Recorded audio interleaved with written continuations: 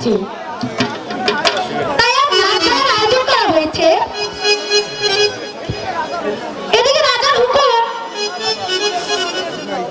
হাবিব সাহের কাছে ফুলের মালা নিয়ে যেতে হবে। এই ফুল দিয়ে কি আর মালা কাটা চলে? আমি জিজ্ঞেস করে বলবো মেহমানদের এই কপাল মন্দ, ভালো ফুল ওই বাগানের কাছে আর পাওয়া গেল না। যাতে আজ তবে আনন্দের দিনে আমি এই জবা ফুলের মালা দিয়ে কাজ চালিয়ে নেব। ও তুমি ছাড়া হায়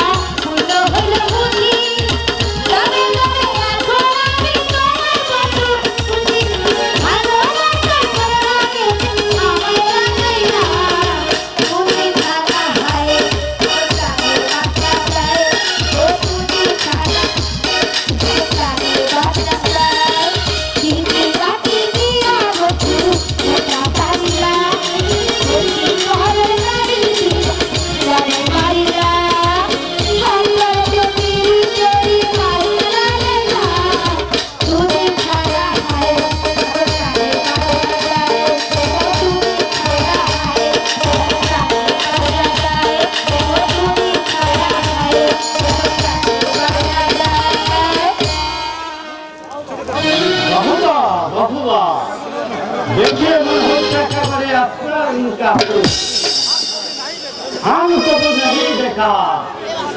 अच्छा दीदी तुम्हारा नाम की? सुकीना। बहुत अच्छा। अच्छा खाओ तो भाई। এসব জায়গায় আপনার কি প্রয়োজন? अच्छा प्यारी आछे।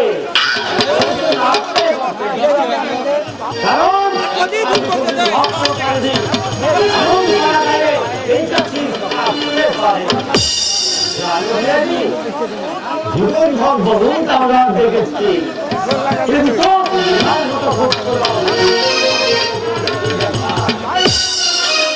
হয়তো তুমি আমার তোমাকে আমি কি করবে তুমি? রাজধানীতে দিয়ে যাবো। হুঁশিয়ার বিনাশী কুত্তা।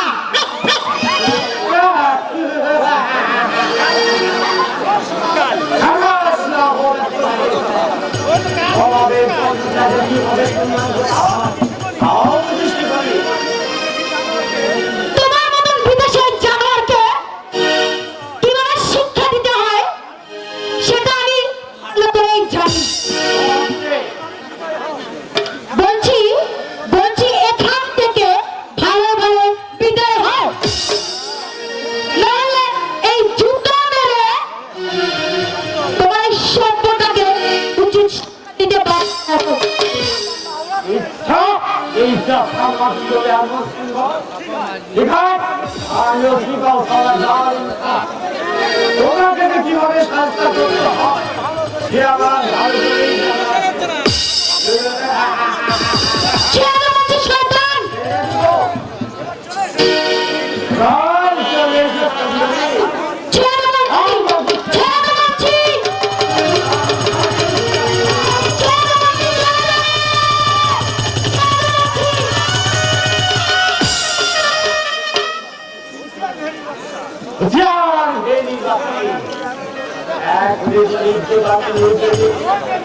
ওকে বুঝিয়ে দিল জালিম খানকে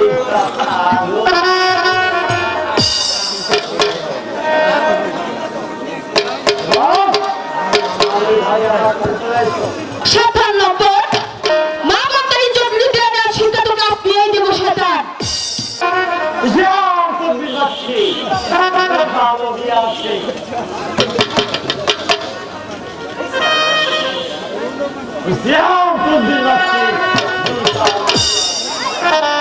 না না এখান থেকে আমি কিছুতেই যাবো না। রাজবাড়িতে তোমরা মেহমান হয়ে এসেছো, তোমরা যে এতটা অমানুষ তা আমার জানা ছিল না। জবাব দাও সেটা। এই মা বোনদের ইজ্জত লুটে নিতে এই আতাপুর থেকে তোমরা ইন্দ্রপুরে এসেছো। সে সুযোগ তোকে দেওয়া হবে না জানো। এই উদয়পুরে মেয়েরা গরিব হতে পারে কিন্তু ভীতু দুর্বল নয়। মেয়েদের দিকে হাত বাড়ালে আমরা সবাই মিলে কালাগিনের রূপ নিয়ে তোমাদের সাথে মোকাবেলা করবো সেটা।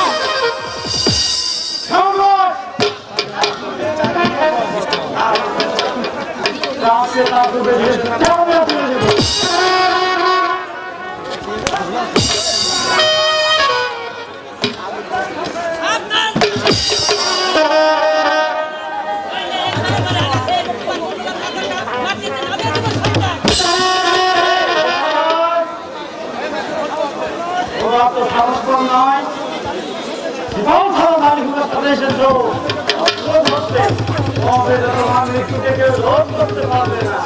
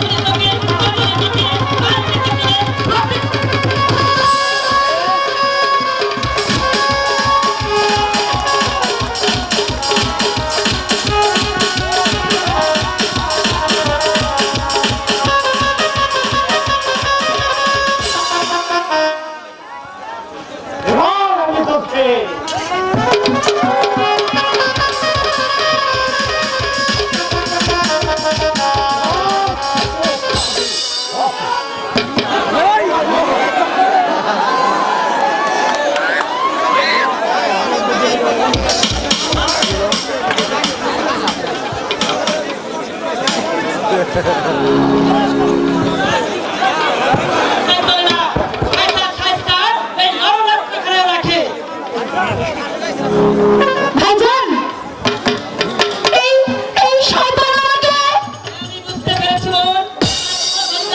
আর বুঝতে লম্বরটাকে বুঝিয়ে দিয়েছি যে এটা তাদের একদম এটা হচ্ছে ইন্দ্রপুর, তাই তাদের আমাদের ইজ্জত করছে, আমাদের ইজ্জত অনেক উঠে। তাই যাচ্ছি ভাইজান। তো শয়তান লেগুত্তানে আমাকে বলে দিও তারা যেন ভালোভাবে ওই দেশে ফিরে যায়। নইলে দেশের ইজ্জত রক্ষার্থে আমরা তাদের এই ইন্দ্রপুরের মাটি নিয়ে জান্নাত পুঁতে ফেলবো।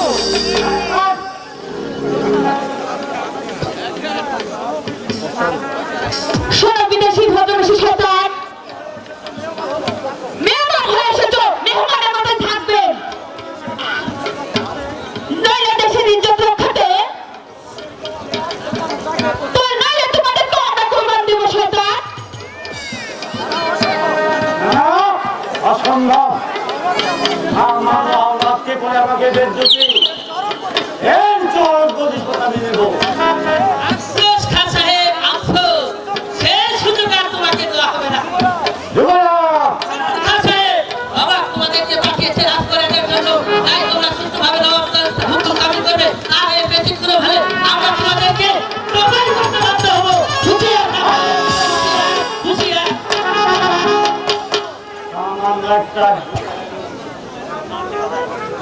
মুক্ত নদের ভয়ে আমাকে ভয়কার জুটি ঠিক হয় আমি ওই জালিম খা সবই যদি পরিষদ দিতে না পারি তবে আমার নাম জালিম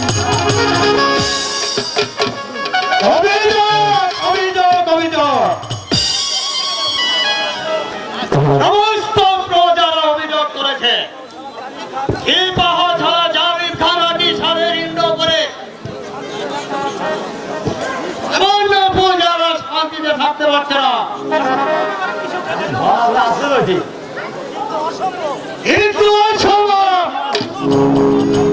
ইন্দ্রপুরের এই রাজা সমুদ্র সিং বেঁচে থাকতে কোনদিন এই বিদেশি শয়তানদেরকে প্রশ্রয় দেব না প্রশ্রয় দেব না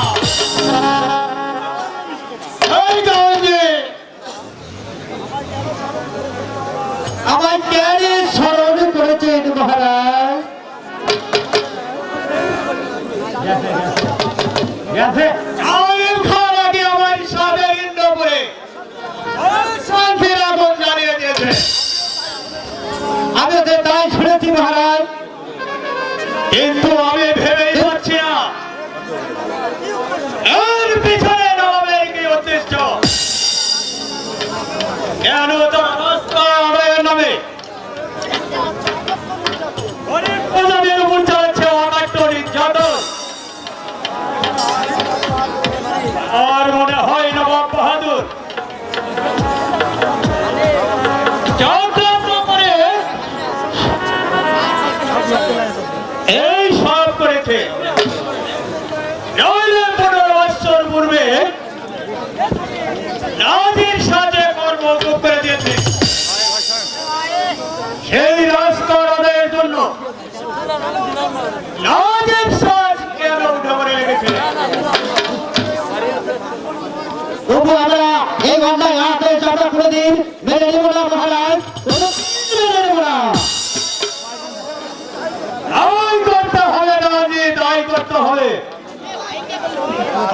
যদি নবাব নাজির শাহের সাথে যন্ত্র ঘোষণা করতে হবে এই অদমের প্রণাম গ্রহণ করুন মহারাজ বিদ্যুৎ বলো বলাটি তোমার চাই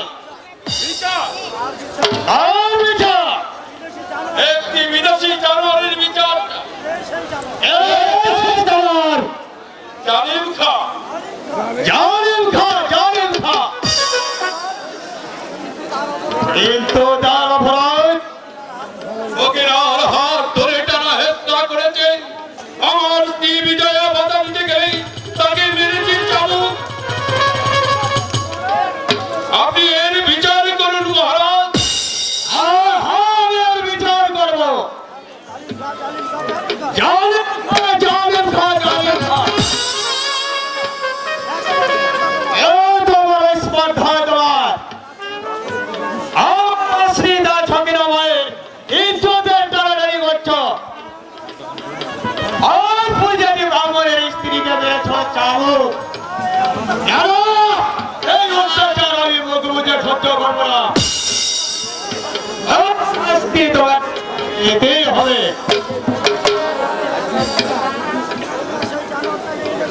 তোমরা কি সেই জানোয়ারটাকে এই ইন্দ্রপুরের মাটিতে তোমরা একেবারে মিশিয়ে দিতে পারবে না পারতাম দেওয়ানজি কিন্তু ভাগ্যের সেদিন আমি বাড়িতে ছিলাম না নইলে যে শয়তান আমার বিজয়কে তারা চেষ্টা করেছে নইলে আমি তাকে ওই মায়ের হাতের খড়গ দিয়ে সেই শয়তানের হাত দুটো কেটে রাখতে থাকিয়েছিলাম বিদ্যুৎ চাও